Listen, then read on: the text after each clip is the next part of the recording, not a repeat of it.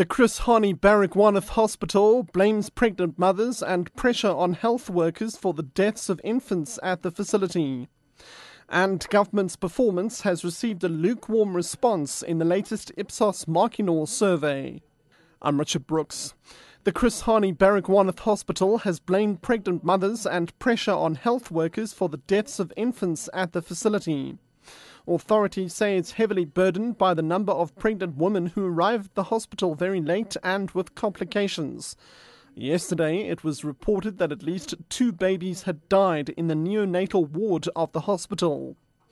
Tabile Mapanga reports. Responding to media questions, the chairperson of the Portfolio Committee on Health and Social Development, Mulibati Bufapi, says it's the carelessness of mothers who do not go to antenatal clinics during their pregnancy that leads to the number of deaths. She says nurses are already overburdened by scheduled cesarean section births, but have to accommodate those who come in as emergencies. She says out of the estimated 70 births per day, 40 are delivered by nurses, even though there's a huge shortage of staff.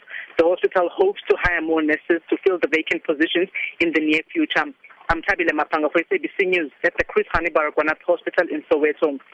Government's performance has received a lukewarm response in the latest Ipsos Marquinhos survey. The study shows that 6 out of every 10 South Africans indicated that the president performed very well or fairly well in the second half of last year. This is down from 2/3 in May 2011. The poll also indicates that 2012 will have to be a year of delivery before the important ANC party conference in Mangaung in December. Ipsos spokesperson Mari Harris. This study is representative of the views of South African voters. In other words, those who are 18 years and older.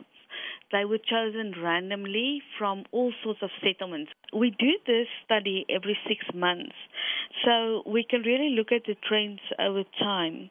We can see that both for the president, the deputy president, and the national government, the appreciation rate is a bit lower than what it was in May last year.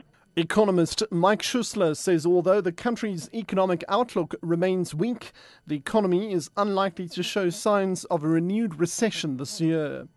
According to Schussler, consumers seem to be tightening their belts in the face of a possible economic slowdown over the next few months. He says credit growth will also continue to slow down despite lower interest rates.